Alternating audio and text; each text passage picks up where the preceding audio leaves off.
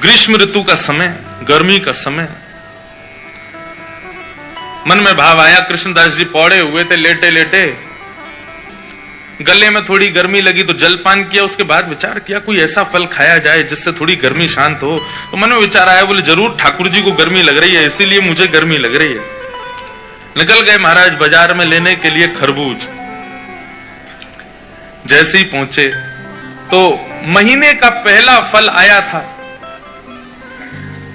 लेने के लिए जैसे ही पहुंचे, दुकानदार से जाके बोला भैया कितने का लगाया, भाव मोल करो।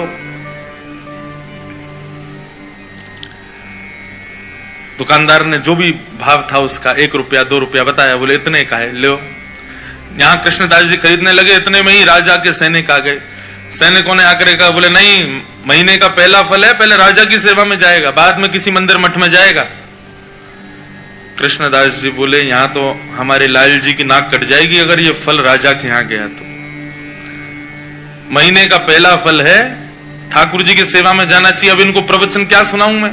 ये राजा के यहां रहने वाले लोग, इनमें बुद्धि विवेक तो होता नहीं है, केवल तनख्वाह के लिए राजा की जय जयकार करते हैं। हमारे यहां तनख्वाह थोड़ी देते हैं ठाकुर जी, हम तो फिर भी जय जयकार करते हैं। ये राजा के लोग, इसको क्या समझाऊं मैं?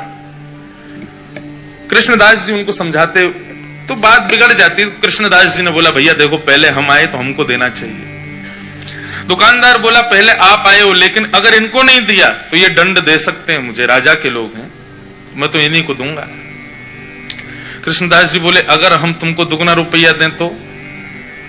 1-2 रुपए की चीज के अगर हम 5 रुपए दें तो भी नहीं दोगे?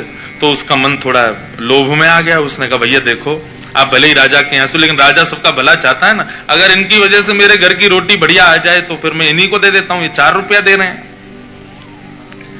राजा के सैनिकों ने कहा हम पे कोई कमी है क्या, हम 10 रुपया देंगे, लाओ अब हमको दो। 10 रुपया बोला तो कृष्णदास जी बोले हम 15 रुपया देंगे। अच्छा एक और बात बताऊं, जेब में लाए 2 ही रुपया थे। कृष्णदास जी लाए 2 ही रुपया थे, लेकिन बातें देखो। सैनिक बोले भाई राजा की नाक कटेगी, सुनाओ 20 रुपया देंगे, फल हमको दो। कृष्णदास जी बोले 25 देंगे, बिना विचार किए हमको दो। करते करते करते महाराज मोल पहुंच गया 90 रुपए पे। कृष्णदास जी सीधे बोले हम 100 रुपया देंगे, अब तो हमको देना ही पड़ेगा।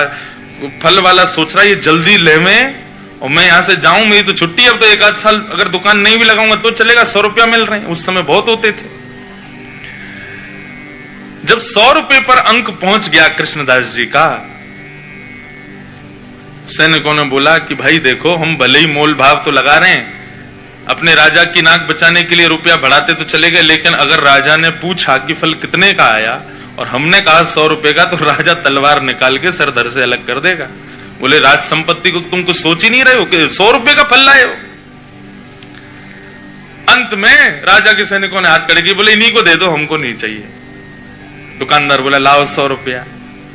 कृष्णदास जी बोले देख भाई, तू मोल निकाल के, तू ये फल निकाल के रख दे, बस हम लेके आ रहे हैं, चाहे कैसे भी लाइन लेके आएंगे, लेकिन इसको रख दे। तुरंत गए, ना जाने क्या क्या वस्तुएं सब लगा करके बेच करके 100 रुपए का फल लेकर के गए। कृष्णदास जी दोपहर में फल ले आए, रसोई घर में लाके फल रख दिया। रसोईया जी को बता दिया जाके, बोले हमने जो है वहां रसोई घर में फल रखा है, अभी उत्थापन में ठाकुर जी को खरबूज का ही भोग लगाना। कृष्णदास जी बड़े प्रसन्न थे कि भैया महीने का पहला फल ठाकुर जी की सेवा में आएगा, ठाकुर जी पाएंगे, आनंदित हो जाएंगे। रसोईया स्नान ध्यान करके जैसे ही रसोई घर में गए, पूरी रसोई खोज ली, लेकिन महाराज फल नहीं मिला, कोई ले गया उसको वहां से। बाहर आके कृष्णदास जी से कहा, बोले कि कृष्णदास जी अंदर तो फल है ही नहीं। बोले अरे मैंने वहीं रखा है। बोले मैंने देख लिया, कहीं भी नहीं है, सब जगह खोज लिया महाराज, फल तो कहीं चला गया, उसको कोई और ले गया। कृष्णदास जी बड़े व्याकुल हो गए।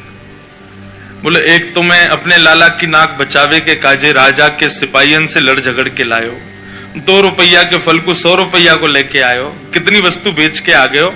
इस बात का दुख नहीं कि इतना महंगा लाया, इस बात का दुख नहीं कि इतना लड़के लाया, इस बात का दुख कि ठाकुर जी उसको पा ना पाए, कोई और ले गया। बड़े दुखित बैठे थे मंदिर के अंदर।